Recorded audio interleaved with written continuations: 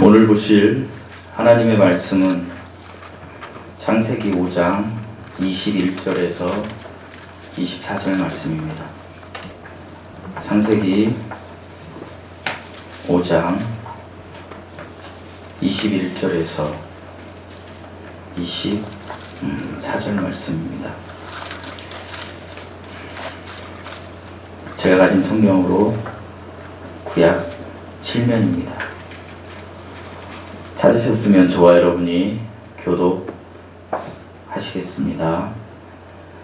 에녹은 65세에 무드셀라를 낳았고 무드셀라를 낳고 300년을 하나님과 동행하며 자녀를 낳았으며 그는 365세를 살았더라. 에녹이 하나님과 동행하더니 하나님이 그를 데려가심으로 세상에 있지 아니하였더라. 아멘. 성경 말씀 하나 더 찾겠습니다. 신약 히브리서 11장 5절입니다. 신약 히브리서 11장 5절입니다.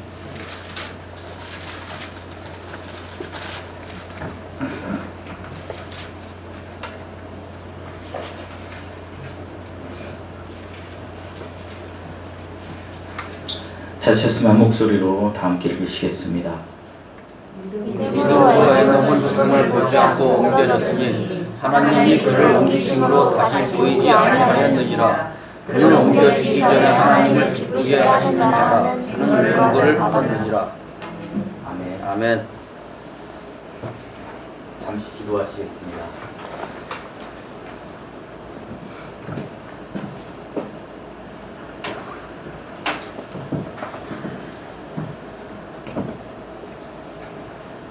사랑이 많으신 아버지 하나님, 오늘도 이 복된 날 저희들을 예배자로 삼아주시니 감사드립니다. 아버지 하나님 은혜를 입었음에도 불구하고 하나님의 뜻대로 살지 못하고 우리의 정욕대로 살았던 시간들, 아버지 하나님 많았음을 이 시간 고백합니다. 하나님께서 우리를 사랑하신 것이 무한일진데 하나님, 우리의 육적인 요소들이 너무 많아서 우리가 우리의 뜻대로 우리의 마음대로 살아가며 하나님의 말씀을 쫓아 행하지 못할 때가 많았음을 고백합니다. 아버지 하나님, 우리의 부족하고 나약함을 주님 이 시간 회개하오니 주님께서 주신 그 첫사랑을 회복할 수 있는 그 은혜가 이 시간 있게 하여 주시옵소서. 예배를 통하여 저희들이 하나님 앞에 다시 한번 우리의 마음을 드러내놓고 하나님께서 주신 그 은혜를 아버지 하나님 다시 한번 되새김질하며 우리의 삶이 우리 하나님과 동행하는 삶이 되게 하여 주시옵소서. 감사드리며 예수님의 이름으로 기도드리옵나이다. 아멘. 아멘. 날씨가 추우니까 마이크가 됐다 안 됐다 그런 것 같습니다. 저희 교회는 성도님들 빼고는 다 중고품입니다. 그래서 성능이 좀 떨어지는 것 같습니다. 창세기는, 오늘 우리가 읽은 창세기는 모든 것의 시작을 나타내고 있습니다. BC 4004년 제가 마이크 좀 손해보겠습니다. 죄송합니다.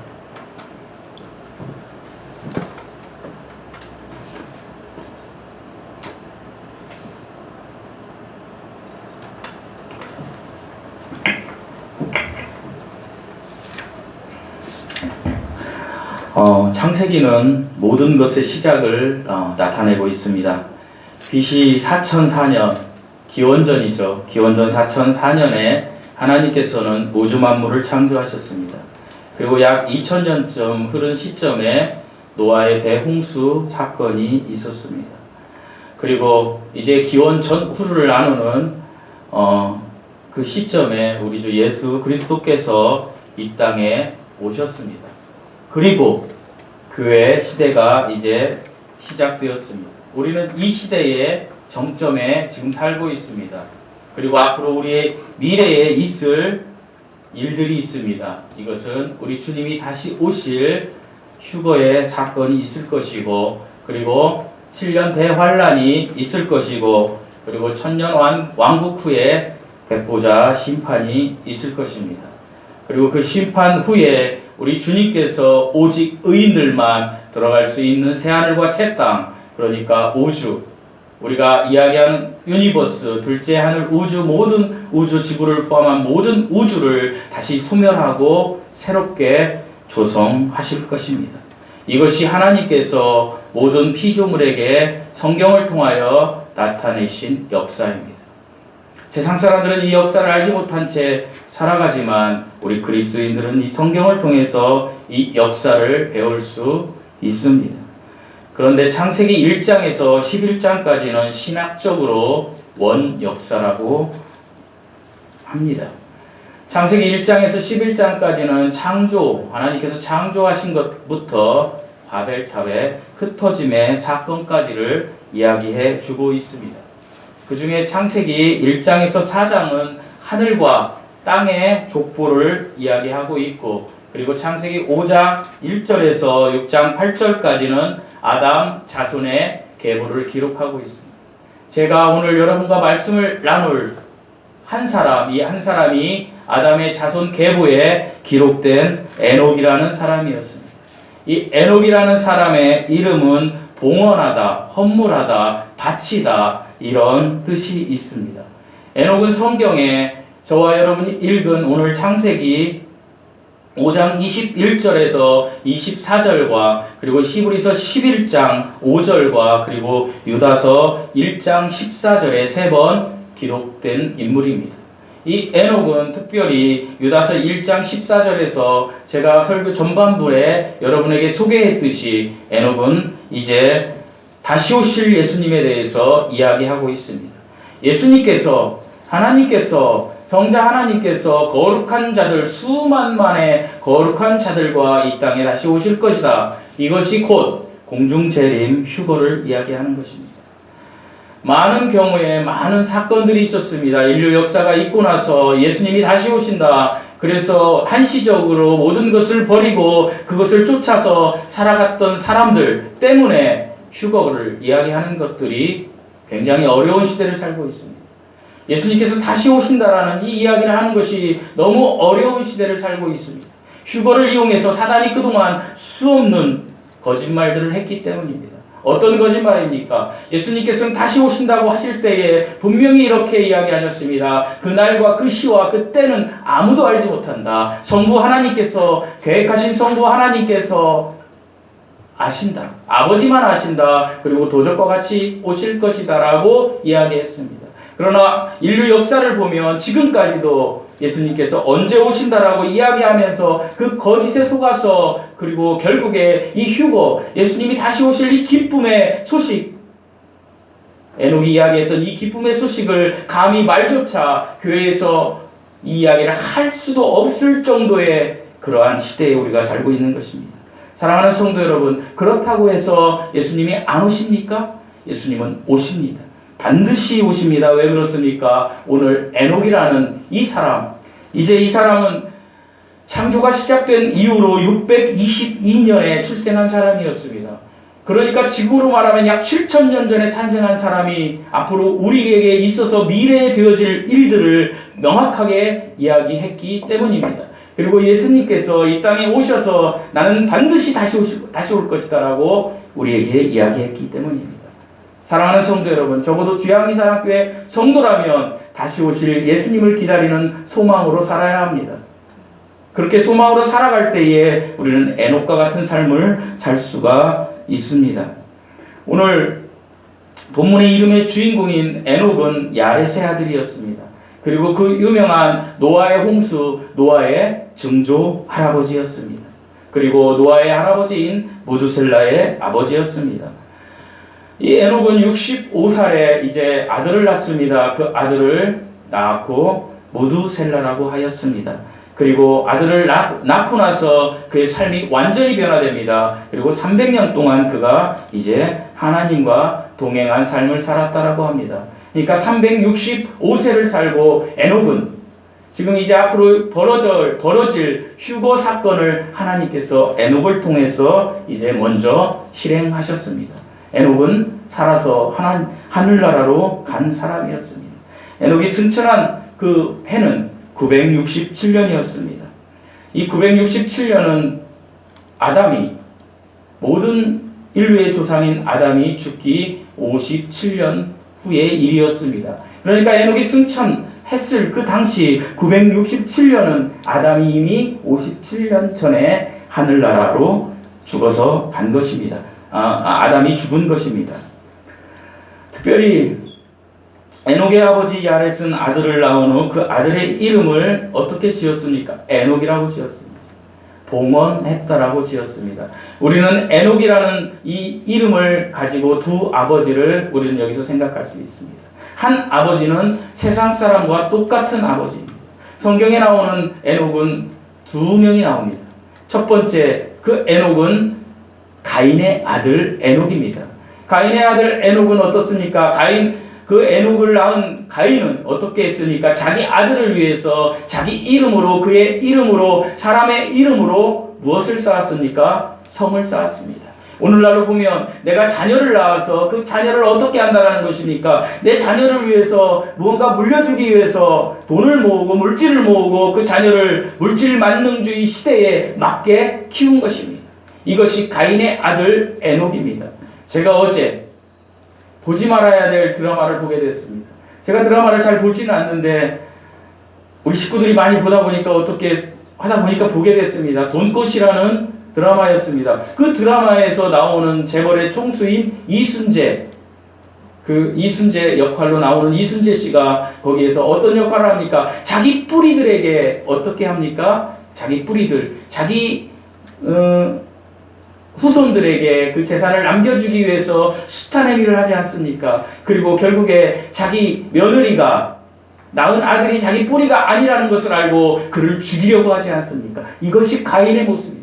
모든 사람은 가인의 모습을 가지고 자녀를 키웁니다. 그런데 한 아버지가 있습니다. 이 아버지는 야렛이었습니다. 이 아버지는 아들을 낳습니다. 그리고 아들을 어떻게 합니까? 봉헌합니다. 어디에 봉헌했을까요? 하나님께 봉헌합니다. 하나님께 봉헌한 그 아들은 이제 그의 삶 속에서 하나님의 가르침을 실천하며 하나님과 동행한 삶을 살았다. 그래서 그가 휴거라는 영광을 받았다라고 성경에 기록된 사람입니다. 사랑하는 성도 여러분, 저도 아버지입니다. 여기 아버지들 계십니다. 어떤 아버지가 되는 것이 합당하겠습니까? 가인과 같은 아버지가 합당하겠습니까? 아니면 야렛과 같은 아버지가 합당하겠습니까? 저는 적어도 야렛과 같은 아버지가 되는 것이 합당하다라고 생각합니다. 저는 오늘 에녹의 삶을 살펴보면서 인생, 삶의 의미, 이것은 무엇일까? 그리고 하나님과 동행한 에녹은 언제부터, 그리고 무엇으로 하나님과 동행했을까? 이 두 가지. 언제부터 에녹은 하나님과 동행했을까? 그리고 에녹은 무엇을 가지고 동행했을까? 이 두 가지 논점을 가지고 여러분과 본문을 중심으로 은혜를 나누고자 합니다. 첫째로, 에녹은 언제부터 하나님과 동행했을까요? 우리 21절에서 22절 말씀을 한 목소리로 읽어보시겠습니다. 21절, 22절 말씀입니다. 시작. 에녹은 65세에 무두셀라를 낳았고 무두셀라를 낳은 후 300년을 하나님과 동행하며 자녀를 낳았으며. 에녹은 이제 믿음의 조상인 아버지 야렛으로부터 하나님께 봉헌돼서 이제 일반적인 삶을 살았습니다. 결혼해서 이제 일반적인 우리처럼 삶을 살았습니다. 그리고 그가 언제요? 65년, 그러니까 65세가 되었을 때에 이제 무두셀라라는 아들을 낳습니다. 무두셀라라는 아들을 낳고 그리고 그가 300년을 하나님과 동행했다라고 합니다. 그러니까 에녹은 언제부터 하나님과 동행했느냐 하면 그 시점은 아들을 낳은 후부터입니다. 65세 전까지는 에녹은 두드러진 신앙생활을 하지 않은 사람이었을 것입니다. 그런데 무두셀라를 낳은 후에 에녹은 하나님과 동행하는 적극적인 삶이 완전히 변화된 사람으로 바뀌어 버렸습니다. 그의 나이 65세 때에 이제 에녹은 아들을 낳고 그리고 하나님의 음성을 들었던 것 같습니다. 어떤 음성입니까? 너의 아들에게 이름을 짓는데 그 아들의 이름은 이런 뜻이 있단다. 이런 뜻으로 져라. 어떤 뜻이요? 그가 죽는 날에 대홍수에 큰 물이 쏟아질 것이다. 심판의 날이 다가올 것이다. 심판이 다가올 것이다. 이렇게 이야기하라고 했다라는 것. 이렇게 음성을 들었을 것입니다. 그렇기 때문에 그가 무두셀라라고 이름을 지었습니다. 무두셀라라는 이름의 뜻은 창을 던지는 사람이라는 뜻이 있습니다. 창을 던지는, 고대 사회에 창을 던지는 사람은 어떤 사람이었냐면 전쟁이 일어날 때 맨 앞에서 창을 던지며 전쟁을 지휘한 사람들을 지휘한 사람들을 이야기하고 있습니다. 그러니까 무엇입니까? 맨 앞에서 전쟁을 하는 사람이기 때문에 최후의 사람입니다. 마지막 보루입니다. 이제 마지막 남은 사람이라는 것입니다. 이 뜻은 심판의 마지막 구원받는 자가 될 것이라는 이야기입니다. 이 뜻은 무두셀라가 죽은 후에 하나님의 심판이 올 것이라는 이야기를 한 것입니다. 오늘 박재영 우리 집사님께서 저에게 이런 이야기를 했습니다. 이제 우리나라가 굉장히 심각합니다. 미국이 전쟁을 일으킬 것 같습니다. 기도를 해야 됩니다. 이렇게 이야기를 하더라고요. 그러나 저에게는 그러한 긴급성이 안 들어왔습니다. 왜 그런 긴급성이 안 들어왔는지 아십니까? 제가 이것을 어떻게 해석하려고 하는 것입니다. 아닙니다. 저에게 항상 제 마음에 있는 긴급성은 한 사람 한 사람 영혼이 구원받지 못한 채 지금 어리버리 살아가는 것, 그것이 저에게는 더 긴급성이 있는 것입니다. 특별히 우리 주양리 사랑교회, 내 친척들, 내 친족들, 그런 사람들이 있다라면 그것이 저에게는 더 급하고 어려운 마음이 있습니다. 그래서 제가 이렇게 이야기했습니다. 전쟁은 하나님께 달려있으니 그런 사건이 있다고 해서 우리가 급하게 기도하고 그런 것이 아니다라고 제가 이야기했습니다. 그걸 폄하하려고 이야기한 건 아닙니다. 사랑하는 성도 여러분, 우리가 이 땅에 전쟁이 나서 우리가 죽는 것, 그거 두렵습니까? 두려울 수 있습니다. 근데 그거보다 더 두려운 것이 무엇입니까? 우리가 예수 그리스도를 영접하지 않은 채 영원히 지옥에 떨어지는 것, 이것이 더 두려운 것입니다. 우리가 정말로 예수 그리스도를 믿는다라면, 사랑하는 성도 여러분, 어떻게 이야기하면 여러분이 오해하실지 모르시겠지만 저는 북한의 핵미사일이 떨어졌으면 좋겠습니다. 이 땅에서 내가 그냥 하늘나라로 갔으면 좋겠습니다. 이게 제 심정입니다. 제가 우리 성찬이를 데려오려고 강릉에 갔다 오다가 우리 사모와 이런 얘기를 했습니다. 우리 하나태 경제와 이런 얘기를 했습니다. 예수님이 지금 오시면 좋겠다. 그냥 팍 죽었으면 좋겠다. 그렇다고 제가 자살하거나 허무주의에 빠진다라는 이야기는 아닙니다. 예수님이 오실 때까지 최선을 다해서 살되, 중요한 것은 이 세상의 정세, 이 세상의 어떤 그것보다도 더 두려운 것은 내가 예수 그리스도를 믿느냐 믿지 않느냐, 그것이 더 중요하다라는 사실입니다. 제가 왜 에녹의 설교 중간에 이런 이야기를 하는지 아십니까? 에녹의 삶에서, 인생에서 가장 중요한 순간은 이 순간이었던 것입니다. 무두셀라를 낳고 이제 에녹은 충격을 받았습니다. 에녹은 거대한 충격을 받았습니다. 어떤 충격입니까? 일상에서 아무렇지도 않던 것, 이제 전쟁이 납니다 하니까 두렵습니까? 그러나 에녹은 그것보다 더 큰 충격을 받았습니다. 어떤 충격입니까? 하나님께서 이제 심판을 하신다는구나. 내 아들이 죽는 그날에 하나님이 심판하신다는구나. 이 충격을 받은 것입니다. 그때부터 에녹의 삶이 바뀐 것입니다. 에녹의 삶이 극명하게 달라졌습니다. 에녹이 이제 불경건한 사람에서 경건한 사람으로 바뀌었습니다. 하나님이 좋아하는 것을 행하는 사람이 되었습니다. 하나님이 싫어하는 것은 하지 않는 사람이 되었습니다. 그리고 하나님의 말씀을 전하는 사람이 되었습니다. 그것을 어떻게 알 수 있습니까? 에녹이 65세에 무두셀라를 낳은 후에 그가 300년 동안 하나님과 동행하였더라. 사랑하는 성도 여러분, 동행이 무엇입니까? 함께 걷는 것입니다. 지난주에 제가 말씀드렸고 설교드렸지만 동행은 함께 걷는 것입니다. 아모스 3장 3절에 어떤 이야기가 있었습니까? 하나님과 일치하지 않고 사람과 일치하지 않고는 동행할 수 없다는 것입니다. 하나님과 일치하는 것이 더 중요하다는 사실입니다. 여러분 전쟁을 두려워하지 마십시오. 여러분이 두려워할 것은 내가 구원을 진정으로 받았는지 받지 않았는지, 그리고 내 사랑하는 내 남편이, 내 아내가, 내 자녀가 구원을 받았는지 안 받았는지, 이것이 더 중요하다는 사실입니다. 여러분 구원을 받으셨으면 저와 여러분 이제 에녹과 같은 삶으로 바뀌어야 됩니다. 우리가 복음을 전하는 대상, 우리가 가족들에게 예수 그리스도를 전합니다. 그러나 가족들이 듣지 않습니다.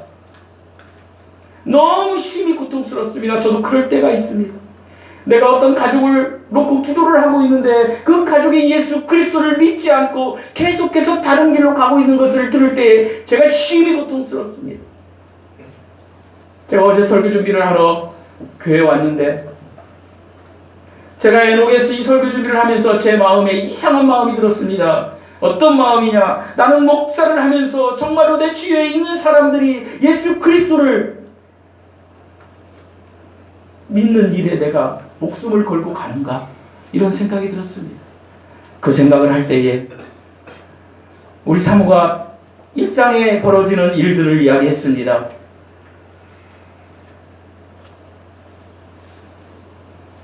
우리가 아는 우리 언니 가족이 오늘 생일잔치에 점심을 먹게 될 거야. 이런 얘기를 막 하더라고요.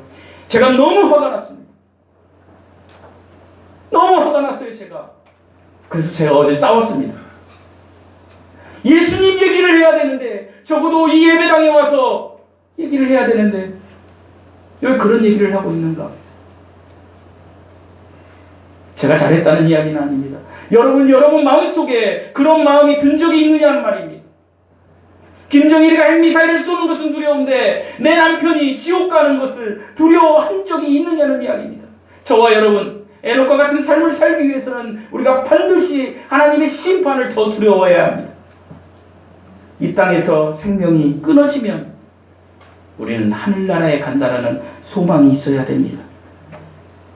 하지만 사랑하는 성도 여러분, 우리가 복음을 전하는 대상, 특히 우리 가족 중에 아직까지 예수 그리스도를 믿지 않거나 믿음이 약한 분이 계십니까?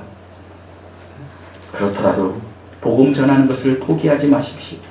낙심하지 마십시오. 왜 그렇습니까? 에녹을 보면 알 수 있습니다. 에녹은 65세나 그 나이가 될 때까지 예수님을 잘 몰랐던 사람입니다. 그 나이가 지나서야 비로소 하나님과 동행하는 삶을 시작했다라고 합니다. 65세부터. 여기 65세가 넘으신 분은 우리 김수석 권사님 외에는 아무도 없는 것 같습니다. 여러분은 적어도 에녹보다 더 먼저 하나님과 동행할 수 있는 지금 나이에 자격이 갖춰진 사람입니다. 사랑하는 성도 여러분, 어떤 사람은 믿음이 서서히 성장할 수 있습니다. 또 어떤 사람은 어느 날 갑자기 에녹처럼 확 뒤집어질 수 있습니다. 어떤 경우에 속하든지 모든 사람의 믿음은 실제가 되어야 되고 그리고 성장해야 합니다. 그렇기 때문에 우리는 믿음이 없거나 약한 가족이 있어도 포기하지 말고 낙심하지 말고 계속 권면하고 계속 복음을 전하고 그리고 그분들을 위해서 기도해야 됩니다. 그 영혼이 불쌍함을 위해서 우리는 기도해야 됩니다. 우리가 전쟁의 두려움이 우리에게 실제인 것처럼 다가오는 것처럼 하나님의 심판도 실제라는 사실을 잊지 말고 우리는 복음을 전해야 됩니다. 언제 어떻게 어려운 문제가 닥칠지 모릅니다. 어떤 사람들은 어려운 문제와 부담스러운 짐, 넘지 못할 산, 이런 고통을 당하면 낙심합니다. 그리고 세상 사람들은 어떻게 합니까? 에라 모르겠다. 될 대로 되라. 다 잊어버리자. 그래서 어떻게 합니까? 술을 먹습니다. 왜요? 잊고 싶은 것입니다. 해결하고 싶은 게 아닙니다. 잊고 싶은 것입니다. 술을 먹으면 어떻게 됩니까? 알딸딸해지죠. 알딸딸해지니까 그것이 해결된 것처럼 그렇게 합니다. 그러나 그것이 해결됩니까? 해결되지 않습니다. 또 어떤 사람은 자신의 힘과 능력을 믿습니다. 나에게 권세가 있습니다. 물질의 권세가 있고 권력이 있습니다. 그러니까 내가 이걸 해결할 수 있어. 그것을 내가 어떤 지혜로도 내가 해결할 수 있어. 이렇게 하면서 가지 않습니다. 또 어떤 사람은 무거운 짐이 어깨를 짓누르고 있을 때, 그리고 내가 넘지 못할 산이 있을 때 어떻게 합니까? 하나님께 내어맡기고, 하나님 이것을 해결해 주십시오. I am nothing. 하나님 나는 할 수가 없습니다. 하나님 해주십시오. 이렇게 하지 않습니까? 여러분은 어떤 유형의 선택을 하십니까?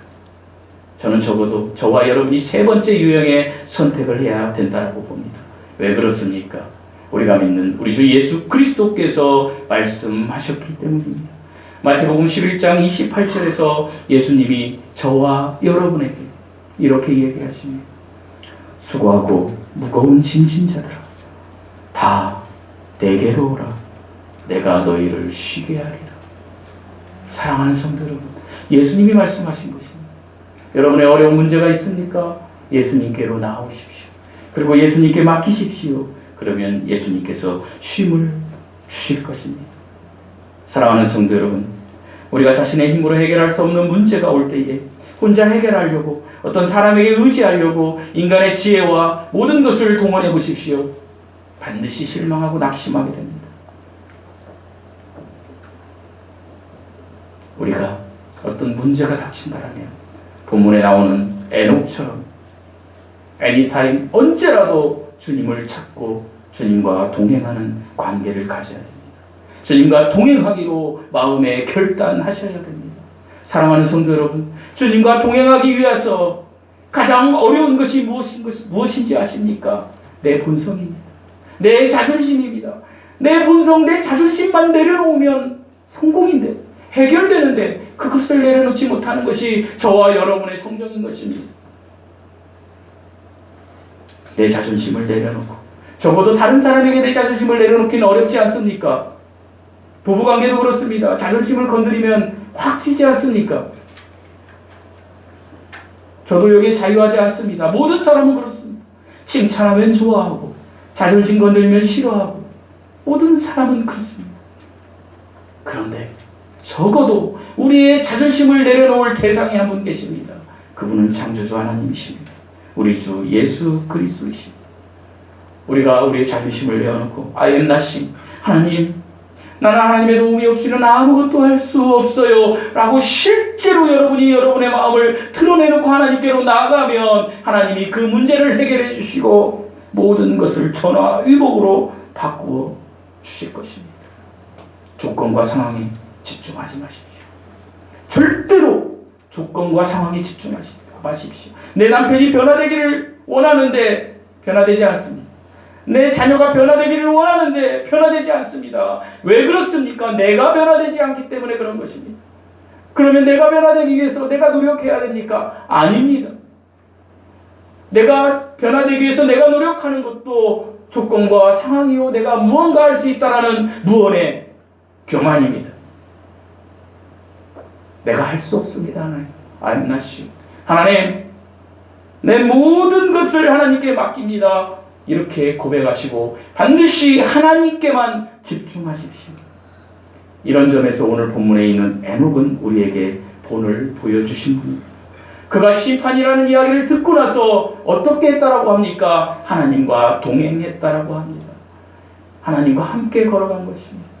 무엇을 하든지 하나님께 집중한 것입니다.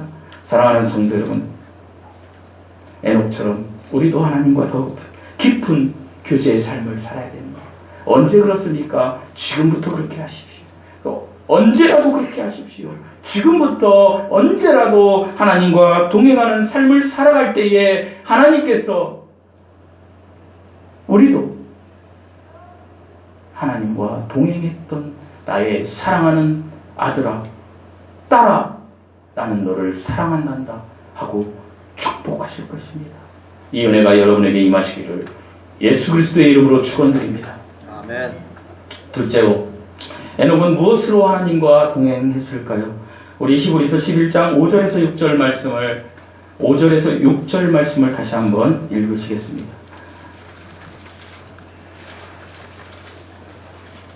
먼저 찾으신 분이 읽으시면 되겠습니다. 히브리서 11장 5절에서 6절 말씀입니다. 시작.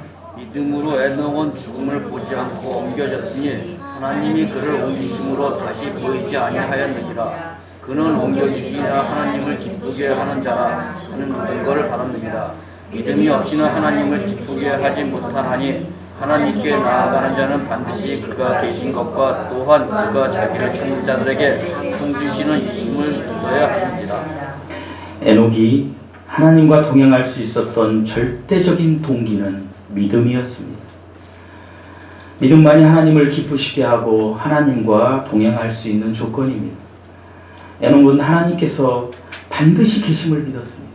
사랑하는 성도 여러분, 여러분은 하나님께서 반드시 계심을 믿습니까? 하나님의 반드시 계심을 믿습니까? 에녹은 그런 사람이었어요. 그리스도인도, 저와 여러분 같은 그리스도인도 하나님께서 반드시 계신 것을 믿는 믿음이 있어야만 합니다. 그래야 우리는 하나님과 동행할 수 있습니다. 이러한 믿음을 가진 사람만이 하나님과 동행하는 삶을 살 수 있습니다. 동행이라는 말은 히브리어로 할라크라고 합니다. 이 할라크는요, 구약에 1562회 나옵니다. 1562회나 나오는 이 할라크는 하나님과 함께 걷는 것입니다. 그런데 하나님과 함께 걷기 위해서는 반드시 믿음이 있어야 합니다. 믿음이 무엇입니까? 믿음은 보이지 않는 것의 증거입니다. 좀 더 쉽게 이야기하겠습니다. 믿음은 보이지는 않는데 실제로 존재하는 것입니다. 사랑하는 성도 여러분, 우리 중에는 아직도 하나님의 존재하심이 아리송한 사람이 있을 수 있습니다. 먹구름이 태양을 가렸다고 해서 태양이 없습니까? 태양은 반드시 있습니다. 사랑하는 성도 여러분, 우리가 그저 호흡하지 않습니까? 우리가 호흡하는 공기가 보이지 않는다고 해서 이 속에 없습니까? 있습니다. 요즘 화재가 많이 나고 있습니다. 화재가 많이 날 때 사람들은 불에 타 죽는 것을 상상합니다. 그런데 불에 타 죽는 거, 그거 맞습니다. 그런데 그 전에 사람이 다 죽어버립니다. 왜 그렇습니까? 공기가 없어져 버리기 때문입니다. 여기서 이야기하는 공기는 산소입니다.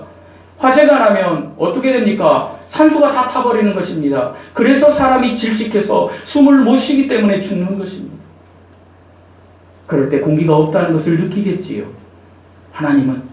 공기는 보이지 않지만 존재합니다. 그래서 우리가 지금 호흡하고 있는 것입니다. 하나님도 마찬가지입니다. 믿든 믿지 않든 어떤 사람이 어떻게 얘기하든지 간에 하나님은 존재하십니다. 하나님은 존재하시고 그 하나님이 모든 우주 만물을 창조하셨습니다. 이 보이지 않는 하나님이 실제로 존재한다라고 믿는 거, 받아들이는 거, 인정하는 거, 이것이 믿음입니다. 이 믿음만이 우리가 죄인에서 의인의 길로 들어갈 수 있는 것이고, 이 믿음만이 하나님과 동행할 수 있는 절대적인 조건이라는 것을 잊지 마십시오. 사랑하는 성도 여러분, 근데 이 믿음은 대상이 중요합니다. 여러분은 무엇을 믿으십니까? 지금 이 순간 여러분은 무엇을 믿으십니까? 돈을 믿으십니까? 이 나라를 믿으십니까?